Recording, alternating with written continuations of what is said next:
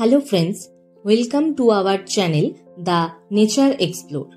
আগের ভ্লগে আন্দামান ভ্রমণের দ্বিতীয় দিন নর্থ বে আইল্যান্ড ঘোরার পর তৃতীয় দিনের ভোরে 4:30 নাগাদ বেরিয়ে পড়লাম আমাদের নেক্সট ডেস্টিনেশন হ্যাভলক আইল্যান্ডের উদ্দেশ্যে। সকাল 5টায় পোর্ট ব্লেয়ারের হাট্টো জেটিতে এসে পৌঁছালাম। তারপর একে একে আইডি প্রুফ দেখিয়ে ভেতরে ঢুকলাম।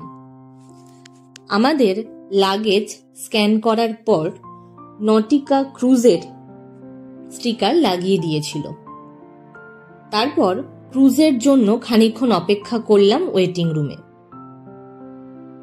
প্রবেশ করার পর থেকে ক্রুজে ওঠার আগে পর্যন্ত কোনো ভিডিওগ্রাফি অ্যালাউ ছিল না।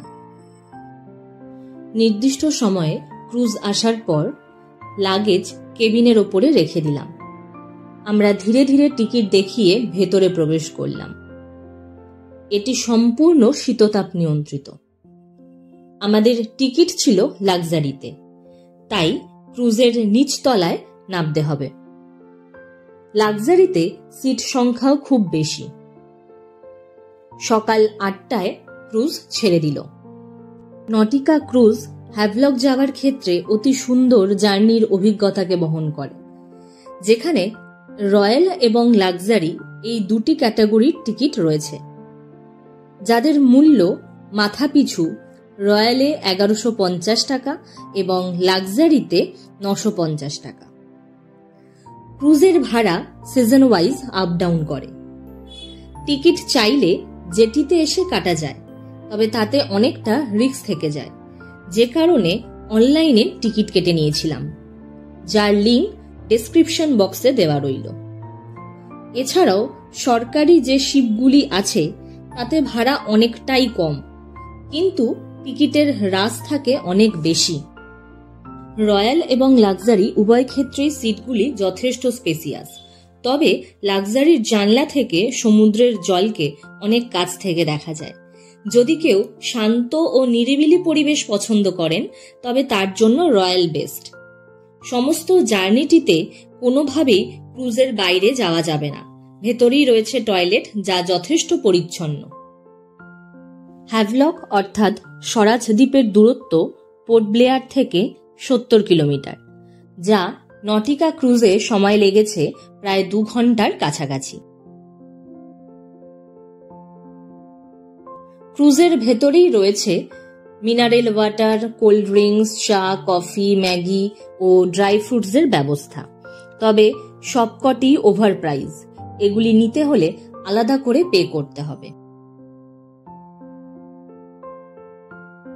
ক্রুজের ভেতরে ব্রেকফাস্টের জন্য নিয়ে গিয়েছিলাম কিছু শুকনো খাবার, যা আগের দিন রাতেই অ্যারেঞ্জ করে রেখেছিলাম পোর্ট ব্লেয়ারের হোটেল থেকে। ব্রেকফাস্টে ছিল বিস্কিটের প্যাকেট, কমলা লেবু, সফট ড্রিঙ্কস, ডিম সেদ্ধ, চকলেট কেক, জ্যাম এবং পাউরুটি।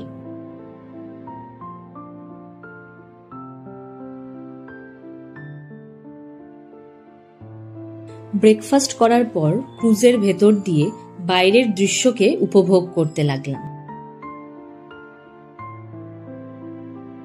তবে একটা কথা বলে রাখি, যাদের মোশন সিকনেস জনিত সমস্যা রয়েছে তারা এই বিষয় সম্পর্কিত মেডিসিন নিয়ে নেবেন ক্রুজে ওঠার আগেই। এই ক্রুজে এন্টারটেইনমেন্টের ব্যবস্থা ছিল, যেখানে সাউন্ড সিস্টেম শুরু হওয়ার সাথে সাথেই কেবিন ক্রুয়ের একজন এন্টারটেইনের জন্য আমাদের এনকারেজ করেন। এরপরই ক্রুজের যাত্রীরা বেশ কিছুজন ডান্স শুরু করে। আমরা সেগুলি ক্যামেরাবন্দি করলাম।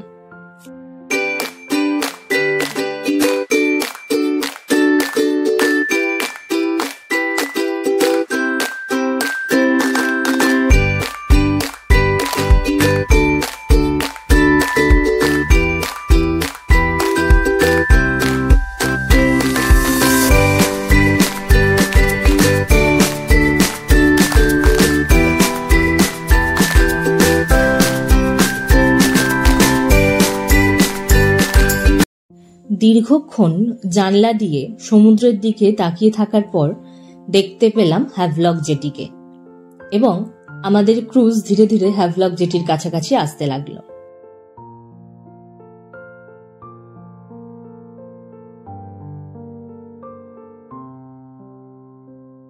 জেটির সামনে দেখি নালন্দা জাহাজকে, যেগুলি করে এই দ্বীপে নিত্য প্রয়োজনীয় সামগ্রী আসে।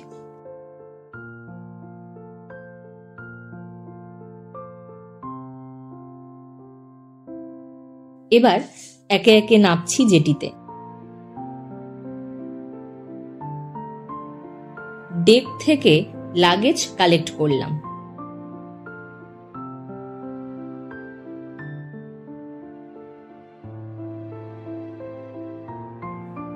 জেটি থেকে হোটেলে যাওয়ার গাড়ি আমাদের আগেই ঠিক করা ছিল, তাই জেটির বাইরে এসে দেখি বিভিন্ন ড্রাইভাররা নির্দিষ্ট প্যাসেঞ্জারদের নাম একটি কাগজে লিখে হাতে নিয়ে দাঁড়িয়ে রয়েছেন, যাতে আমাদের ওনাদের চিনতে সুবিধা হয়।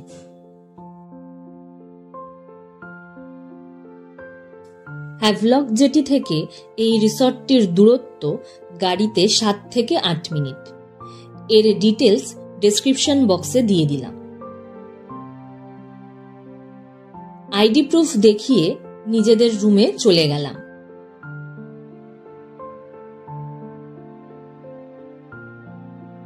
সবুজ গাছপালায় মোড়া এই রিসর্টটি খুবই সুন্দর ছিল।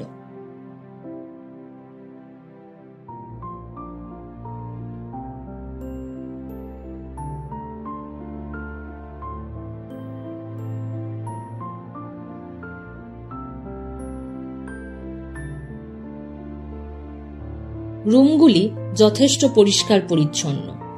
রুমে একটি ডাবল বেড, কর্নার র্যাক, আয়না, চেয়ার, এসি, বাথরুমে গিজার, শাওয়ার, বেসিন সব ব্যবস্থাই রয়েছে।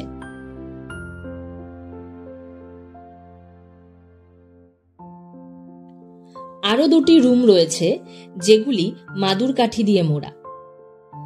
দেখতে সুন্দর, কিন্তু রুমের ভেতরে মাদুর কাঠির একটি ভিজে গন্ধ আছে।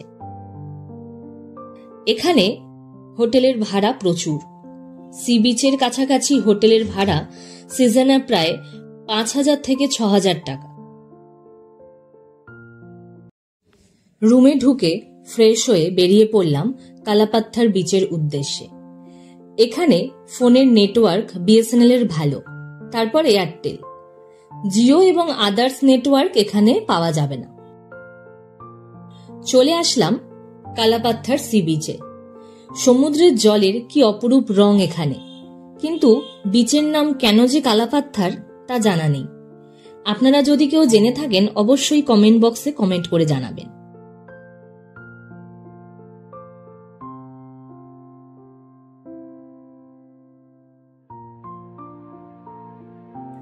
বিচের সাইডে বেশ কিছু দোকান আছে, এখান থেকে আপনারা চাইলে কিছু কিনতে পারেন।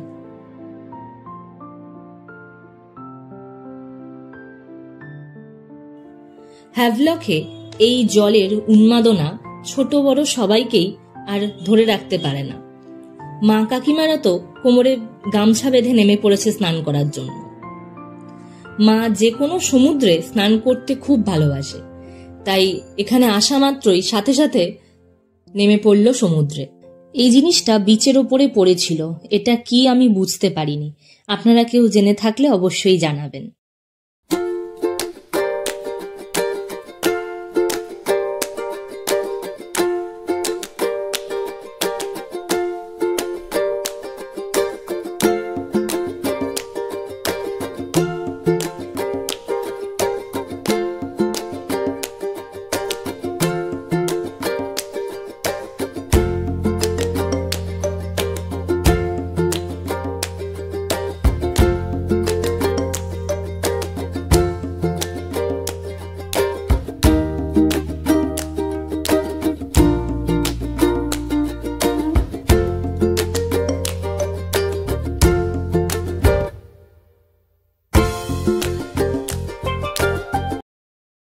সমুদ্রের জলের এই রঙের মাঝে আমরা ভুলেই গেছিলাম স্নানের কথা, তাই কন্টিনিউ সি বিচের সাথে নিজেদের ক্যামেরার ফ্রেমে বন্দি করলাম।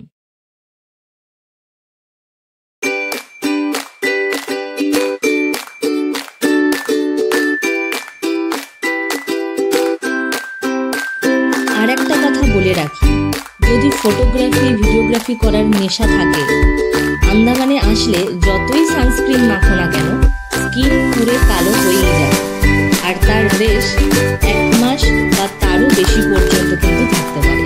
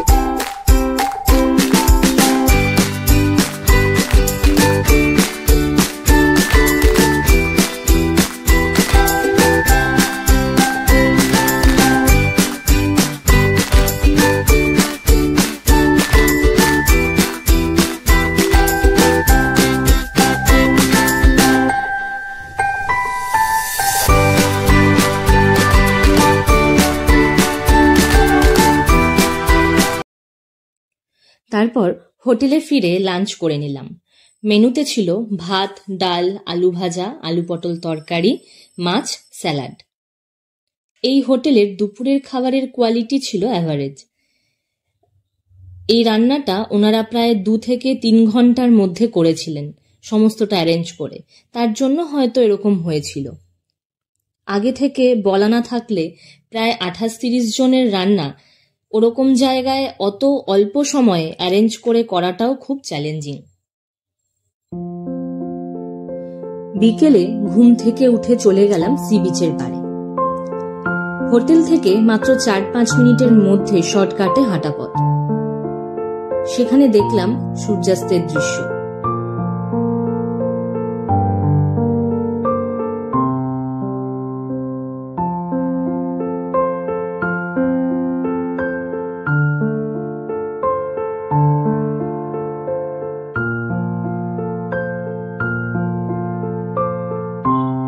সূর্যাস্তের পর হোটেলে ফিরে আমাদের আনন্দের মুহূর্তগুলির মধ্যে আরেকটি বাড়তি পাওনা এই দাদার বার্থডে সেলিব্রেশন।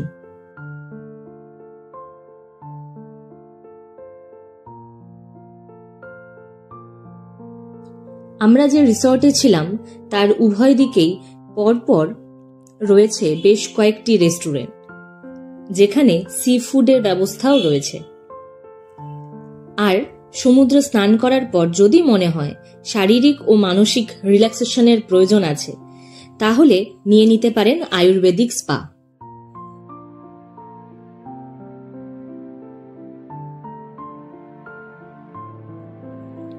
তারপর রাত 9:30টায় ডিনার করে নিলাম।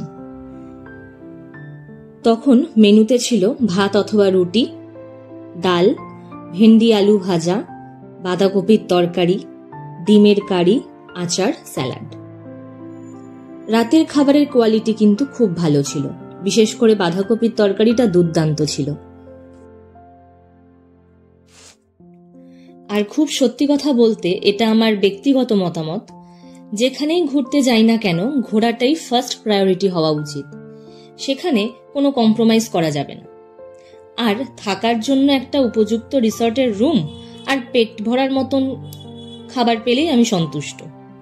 আপনাদের কি মতামত এই ব্যাপারে অবশ্যই কমেন্ট করে জানাতে ভুলবেন না কিন্তু।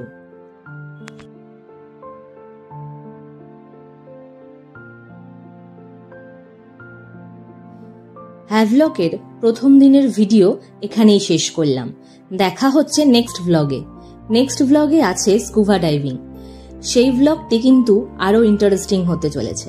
তাই ভিডিওটি ভালো লাগলে লাইক কমেন্ট করবেন এবং অবশ্যই চ্যানেলটিকে সাবস্ক্রাইব করে বেল আইকন প্রেস করে পাশে থাকবেন।